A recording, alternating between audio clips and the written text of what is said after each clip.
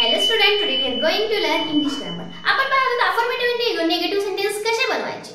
Okay, काही आपण पाहिले आहेत. या व्हिडिओमध्ये आपण थोडेसे डिफरंट सेंटेन्स पाहणार आहोत. थोडेसे वेगवेगळे सेंटेन्स असतात, त्याच्यामध्ये वेगवेगळे वर्ड्स आणि त्यानुसार आपल्याला जायचे. तर आज काय नवीन आहे ते पहा, एंड पर्यंत व्हिडिओ पाहत राहा म्हणजे समजून जाईल की आजचे निगेटिव्ह सेंटेन्स आपण कसे बनवणार आहेत.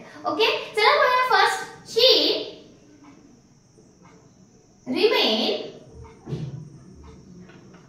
silent. आता सेंटेन्स रीड केले की आपल्याला माहिती आहे की आपल्याला काय करायचे, अपोजिट वर्ड वापरायचे आणि नॉट पण वापरायचे.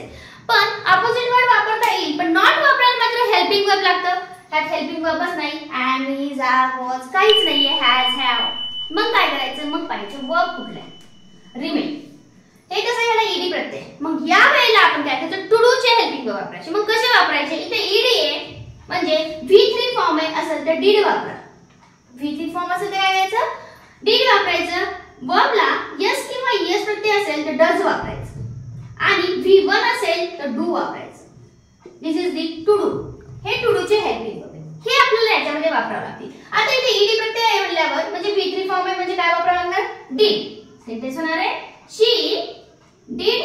नंतर नॉट वापरूया कारण आपल्याला निगेटिव्ह बनवायचे. did not, remain चे ईडी काढून टाकायचं, remain silent म्हणायचं. remain silent आहे म्हणजे नॉट स्पीक म्हटलं तरी चालते किंवा नॉट रिमेन स्पीक.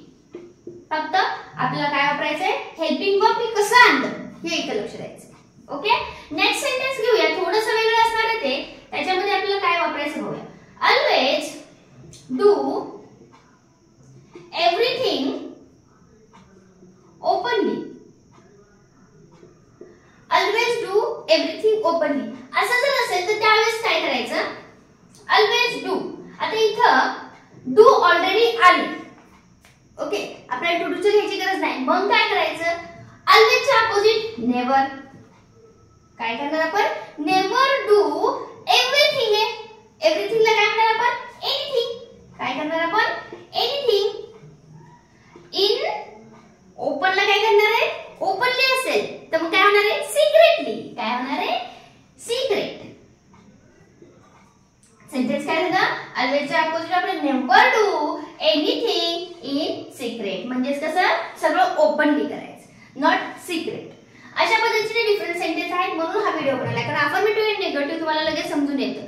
पण असे जर सेंटेन्स वेगळे आले, त्याला डू आले, काय करू, डू नॉट घेऊ असं होतं. मग त्यावेळेला ह्या ट्रिक वापरा म्हणजे तुम्हाला येऊन जाईल की अफर्मेटिव्ह इंटू निगेटिव्ह कसं करायचं विदाउट मीनिंग चेंज. कारण तरच मार्क भेटतात. मीनिंग चेंज झालं तर आपल्याला मार्क भेटणार नाही. ओके, नेक्स्ट घेऊया सेंटेन्स. आता आपल्याला पाहिजे की ते फेल टू वर्ड येतो कधी कधी. काय येतो, फेल टू. मग त्यावेळेला काय होणार आहे, त्याच्यामध्ये थोडंच वेगळे. ॲटलीस्ट आपण नेक्स्ट क्लास घेऊया. एवढं लक्षात घ्या, अदरवाइज स्क्रीनशॉट घ्या, तुम्हाला समजेल. V3 असल्यावर did, वर्बला yes किंवा yes प्रत्यय डज आणि हे. आता पाहिजे थोडेसे वेगळे sentence. He fail to understand. कधी कधी काय करतात, सेंटेन्स मध्ये फेल टू देतात. फेलियर टू, पुन्हा कधी फेलियर टू असतं, फेल्स टू असतं. तर मग त्यावेळेस काय करायचं, तर जे काय आपलं सब्जेक्ट आहे ते लिहून घ्या. ही फेल टू आपल्याला काढून टाकायचं. आता फेल ईडी प्रत्यय म्हणजे आपल्याला काय घ्यावं लागणार आहे, डीड. आणि फेलियर टू काढायचं आणि त्या ठिकाणी डिड नॉट वापरायचं. काय करायचं त्या ठिकाणी, डिड नॉट अंडरस्टँड. पहा, त्याचं थोडंसं वेगळं आहे म्हणूनच दिलंय की काय कशा पद्धतीचं हे अफर्मेटिव्ह इंटू निगेटिव्ह आहे. ही फेलियर टू अंडरस्टँड, पण फेलियर टू काढून टाकलं आणि त्या ठिकाणी डिड नॉट टाकलं. काय टाकलं त्या ठिकाणी, ही डिड नॉट अंडरस्टँड टाकलं. आता नेक्स्ट घेऊया. फेलियर टू आलं तर डिड नॉट घेतलं. अजून दुसरं घेऊया म्हणजे त्यामध्ये मला समजून जाईल. She fail to realise the importance of vaccination. पहा, आता काय करायचं, इथं पण आलं फेल, काढून टाका. काढून टाकायचं, त्या ठिकाणी डिड नॉट ठेवायचं. बाकीचं सेंटेन्स तुम्ही ऍज इट इज ठेवायचं, बाकी काही चेंजेस करायचे नाही. विरुद्धार्थी शब्द नाही, काही नाही, काही नाही. म्हणजे काय होणार आहे, शी फेलियर टू च्या जागी काय येणार आहे, did not she did not realize the importance of the vaccination किंवा ऑफ द वॅक्सिनेशन, जसं असेल तसं घेऊया.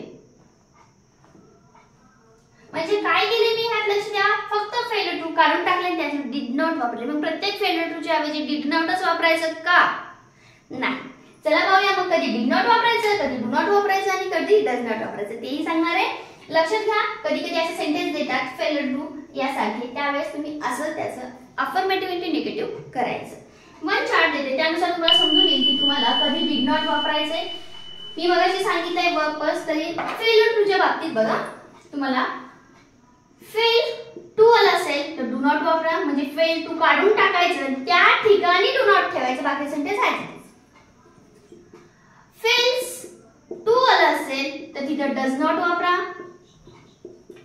आणि फेल्ड टू आला असेल तर तिथे डिड नॉट वापरा. मगाशी मी जे सांगितलं होतं वर्बला यस किंवा यस प्रत्यय असेल तर असं करा, वर्बला ईडी प्रत्यय असेल तेच आहे, फक्त आपल्याला हे वर्ड काढून टाकायचं, त्या ठिकाणी डू नॉट, म्हणजे इथं बघा V1 आहे, डू नॉट, यस लागले डज नॉट, ईडी लागले डिड नॉट, म्हणजे हे काढून टाका आणि त्या ठिकाणी डू नॉट ठेवा, बाकी सेंटेन्स तुम्ही ऍज इट इज लिहा, काहीही फरक पडत नाही. म्हणजे ऍज इट इज लिहा, तुम्हाला मार्क मिळून जातील. हे एक वेगळं सेंटेन्स होतं. ओके, चला काही डाऊट असेल कमेंट नक्की सांगा. व्हिडिओ कसा वाटला हे सुद्धा कमेंट मध्ये सांगत चला. तुमच्याकडे नवीन क्वेश्चन असतील ते सुद्धा कमेंट मध्ये सांगत चला, म्हणजे आपण तेही सुद्धा सॉल्व्ह करूयात. ओके, लाईक करून घ्या आणि शेअर आणि सबस्क्राईब करायला मात्र विसरू नका. Okay, thank you.